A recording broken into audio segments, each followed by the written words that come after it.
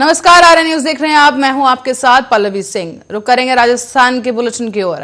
BJP प्रदेश अध्यक्ष सतीश पूनिया ने कहा है कि कांग्रेस सरकार ने बीजेपी आंदोलन से घबराकर ही रीट लेवल 2 की परीक्षाओं को रद्द कर दिया है। एसओजी की जांच छोटी मछलियों को फंसाने और मगरमच्छों को बचाने के लिए की गई, लेकिन बकरे की मां कब तक खैर मनाती, देखना है।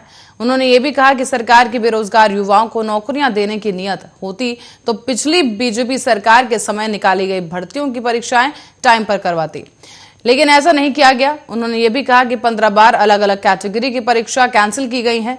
क्या सरकार के पास उसका जवाब है? रीट में धांधली मामले पर पूनिया ने कहा कि कांग्रेस सरकार पर पर्दे के पीछे से दूसरा खेल खेलने के आरोप लगाते हुए कहा कि अगर सरकार निष्पक्ष जांच करवाती तो सीबीआई से डरने की जरूरत नहीं थी। अब एसओजी का सहारा लिया जा रहा है, लेकिन एसओजी की मर्यादा है। एसओजी मुख्यमंत्री से पूछताछ नहीं करेगी। उन्होंने ये भी कहा कि एसओजी वो एजेंसी है जिसने राजद्रोह के मुकदमे दर्ज कर दिए और बाद में वो मुकदमे वापस लेने पड़े। उसी से पता पड़ जाता है कि एसओजी की लिमिट और ताकत क्या है। एसओजी सरकार के इशारे पर ही काम करती है।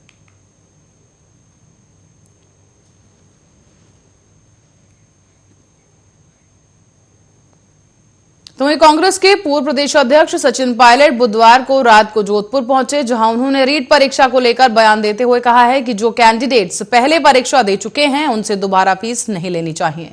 इसी के साथ ही इस मामले की पारदर्शिता की जांच हो और इसके साथ साथ 5 राज्यों में हो रहे चुनाव पर भी कहा गया कि भाजपा नेताओं में हार के भय से घबराहट साफ नजर आ रही है। साफ यह है कि यूपी में योगी सरकार की विदाई तय है। पायलट ने एयरपोर्ट पर बातचीत में कहा कि रीट परीक्षा को लेकर सभी चिंतित हैं। भाजपा इस मसले पर राजनीति करना चाह रही है, लेकिन राज्य सरकार इसे लेकर बहुत गंभीर नजर आ रही है।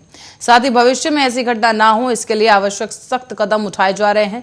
युवाओं के रोजगार से जुड़ी पूरी व्यवस्था पारदर्शी होनी चाहिए ताकि उनमें सरकार के प्रति विश्वास बना रहे। आगे ये भी कहा गया कि पेपर लीक के रण और इस दौरान परीक्षा को रद्द किया गया है। ऐसे में पहले परीक्षा में शामिल हो चुके युवाओं से दोबारा फीस नहीं ली जानी चाहिए।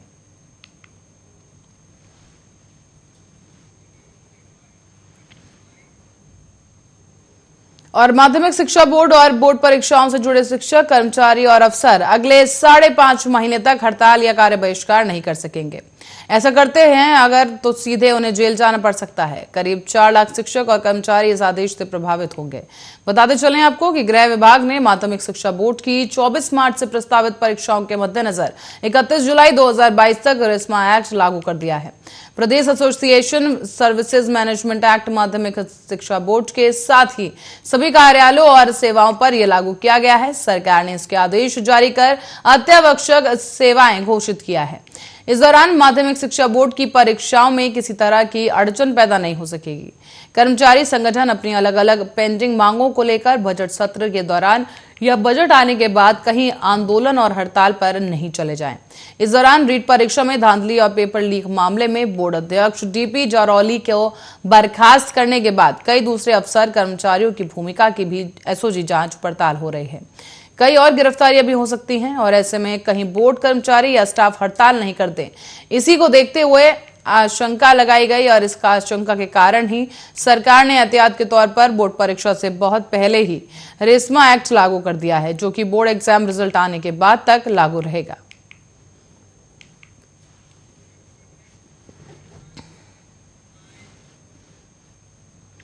और आपको बताते चले कि राजस्थान के जैसलमेर में तेज रफ्तार से स्कूल बस संतुलन बिगड़ने की वजह से पलट गई है।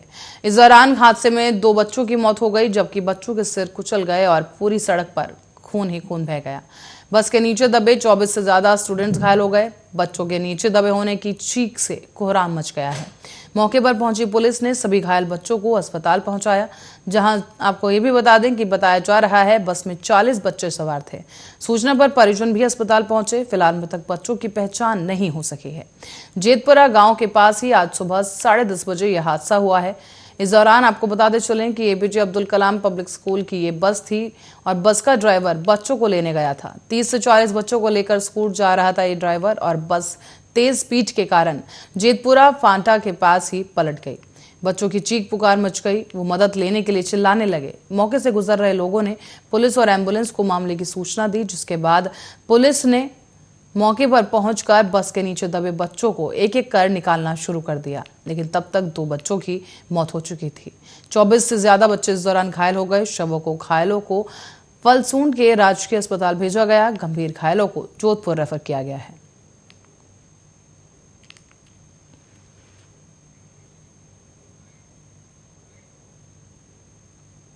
और राज्य सरकार ने मंत्रिमंडल में करीब 3 महीने पहले फेरबदल कर चिकित्सा और स्वास्थ्य विभाग का जिम्मा रघु शर्मा के स्थान पर प्रसादी लाल मीणा को सौंप दिया है। इससे स्वास्थ्य मंत्री बदल गए, लेकिन स्वास्थ्य विभाग के बैनर पोस्टरों में अब तक स्वास्थ्य मंत्री के तौर पर डॉक्टर रघु शर्मा को ही दर्शाया जा रहा है। आपको बताते चलें कि 12 में बुधवार को जिला चिकित्सालय में आयोजित किए गए चिरंजीवी स्वास्थ्य मेगा शिविर में ऐसे ही हालात मिले। ये स्थिति तो तब है जब सरकार की ओर से योजना के प्रचार प्रसार के लिए अलग अलग कर्मचारियों को नियुक्त किया गया है। इसके अलावा विभाग में आईसी कोऑर्डिनेटर भी नियुक्त किए गए हैं। इनका मूल काम ही विभाग की गतिविधियों का बेहतर ढंग से प्रचार और प्रसार करना है। इसी के विभाग के संबंधित जिम्मेदारों को और उनकी ओर से मुख्यमंत्री की महत्वाकांक्षी योजना को लेकर बढ़ती जा रही संवेदनहीनता का अंदाजा लगाया जा सकता है। मंत्री बदलने के करीब 3 महीने बाद भी पुराने होर्डिंग और बैनर से काम चलाया जा रहा है।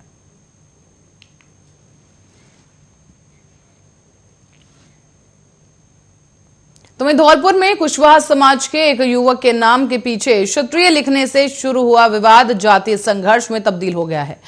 आपको बता दें कि असामाजिक तत्वों ने इस मामले में धौलपुर विधायक शोभा रानी कुशवाहा को भी लपेट लिया है। मंगलवार को 3 युवकों ने फेसबुक पर लाइव होकर विधायक को जान से मारने की धमकी दी और गाली गलौज की। पुलिस ने बुधवार को ही तीनों युवकों को गिरफ्तार कर लिया था। गिरफ्तारी से नाराज एक व्यक्ति ने बुधवार की देर रात फेसबुक पर लाइव होकर फिर से विधायक को गालियां दी और गोली मारने की धमकी दी। उसने तीनों प्रांत की पुलिस पीछे लगाकर पकड़ने की चुनौती भी दी। ऐसे में धौलपुर जिले में 2 समाजों के असामाजिक तत्व एक दूसरे पर कीचड़ उछालने का काम कर रहे हैं। सोशल मीडिया पर असामाजिक तत्वों की ओर से एक दूसरे को गालियां देकर धमकियां दी जा रही हैं। फेसबुक लाइव होकर धौलपुर विधायक शोभा रानी कुशवाहा को धमकी और गालियां देने के मामले में पुलिस ने बुधवार को ही 3 युवकों को गिरफ्तार कर लिया है। इससे नाराज होकर रायजीत का नागला निवासी भरत ठाकुर ने बुधवार देर रात को फेसबुक पर लाइव होकर धौलपुर विधायक को भद्दी गालियां दी। इस दौरान उसने 315 बोर के एक देसी कट्टे से जान से मारने की धमकी भी दे डाली है। आरोपी ने विधायक को उसके पीछे तीनों प्रांत की पुलिस लगाने की चेतावनी देते हुए पकड़ने की चुनौती दी।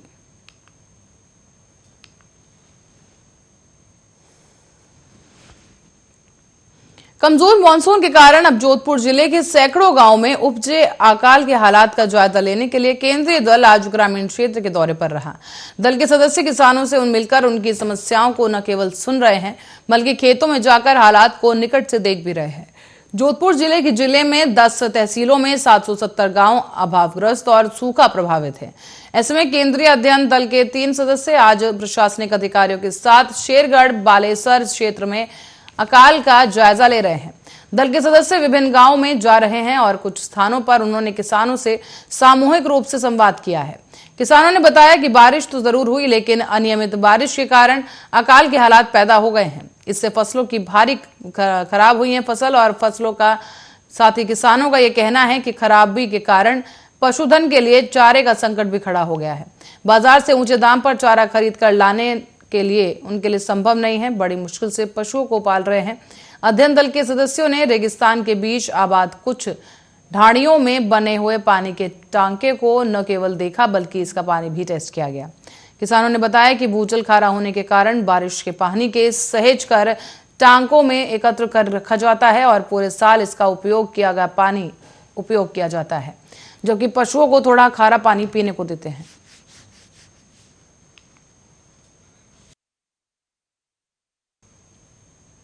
और यातायात पुलिस कर्मियों और धौलपुर की अगर बात की जाए तो धौलपुर कलेक्ट्रेट के बाबुओं के बीच हुई तकरार के दूसरे दिन भी तनाव बरकरार है।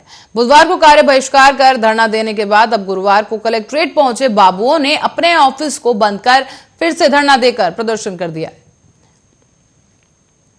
आपको बता दें, कलेक्ट्रेट के बाहर धरने पर बैठे बाबुओं ने बताया कि बेटे का चालान भरने गए एक बाबू के साथ यातायात पुलिस कर्मियों की ओर से अभद्रता करने के मामले में एसपी शिवराज मीणा के साथ उनकी वार्ता विफल रही। कलेक्ट्रेट के सभी बाबुओं ने एक साथ मिलकर तीनों आरोपी ट्रैफिक पुलिस कर्मियों के निलंबन की मांग की है, लेकिन आपको बता दें कि अभी तक निलंबन की कार्रवाई नहीं की गई, जिसके विरोध में अब बाबुओं के साथ मंत्रालय कर्मचारियों ने भी अनिश्चितकालीन धरना शुरू कर दिया है। कलेक्ट्रेट के बाहर धरने का समर्थन देने के लिए गुरुवार को कई संगठन भी पहुंच गए।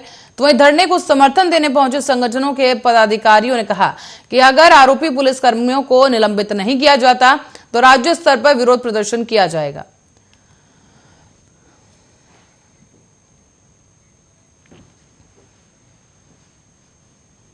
भीलवाड़ा में ग्रामीण और बजरी माफियाओं के बीच हुए विवाद को सुलझाने पहुंची पुलिस पर पथराव किया गया है। जवाब में पुलिस ने भी फायरिंग की और इस घटना में पुलिस के 2 जवान गंभीर रूप से घायल हो गए हैं। ये मामला मंगलवार देर रात पुर थाने क्षेत्र के तरीबा गांव का है, जहां पर सक्रिय बजरी माफिया को रोकने के लिए आसपास के ग्रामीण लंबे समय से पुलिस और खनन विभाग से शिकायतें करते रहे, लेकिन प्रशासन की ओर से इस समस्या का स्थायी समाधान नहीं निकाला गया। सीओ सदर रामचंद्र चौधरी ने बताया कि बजरी माफिया की ओर से हुए पथराव में पुलिस के 2 जवान फूमाराम और शक्ति सिंह घायल हो गए हैं। इधर गुस्साए ग्रामीणों ने मौके पर खड़ी जेसीबी में आग लगा दी। मामला बढ़ता देख पुलिस ने हवाई फायरिंग की। पुलिस के मौके पर पहुंचने से जेसीबी के एक ड्राइवर को गिरफ्तार कर पुलिस ने दर्जन लोगों के खिलाफ मामला दर्ज कर लिया है। इस जानकारी के अनुसार क्षेत्र में लंबे समय से अवैध बजरी का खनन हो रहा है और इसमें स्थानीय ग्रामीण के मिलीभगत की शिकायतें भी पुलिस को मिली हैं। ग्रामीणों पर आरोप है कि मंगलवार रात को हुआ विवाद खनन माफिया से पैसे के लेन देन को लेकर हुआ है। पुलिस इस मामले की फिलहाल जांच कर रही है।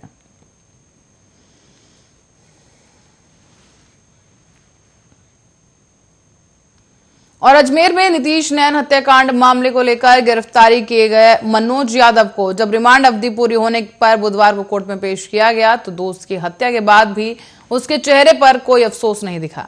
कोर्ट में सुनवाई के बाद आरोपी और उसके 4 साथियों को जेल भेज दिया गया है। इस दौरान जब फोटोग्राफर फोटो लेने लगा तो कैमरे के सामने वो हंसने लगा। हंसते हुए बोला कि फोटो संभाल कर रखना, आने पर ले लूंगा। गौरतलब है कि मनोज नितेश का दोस्त था और नितेश मनोज के ही संपर्क में था। मनोज को उसने हरी लंगड़ा के डर से अवैध हथियार दिलाने की बात कही। मनोज से उससे हथियार दिलाने के लिए जयपुर बुलाया गया और यूपी के आरोपियों के साथ हथियार दिलाने के लिए भिजवाकर उसकी हत्या करवा दी गई। इस मामले में पुलिस ने इसके साथ साथ 5 आरोपियों को गिरफ्तार किया। बुधवार को न्यायालय में पेश किया गया और इसी के साथ ही मनोज यादव हंसता हुआ नजर आया।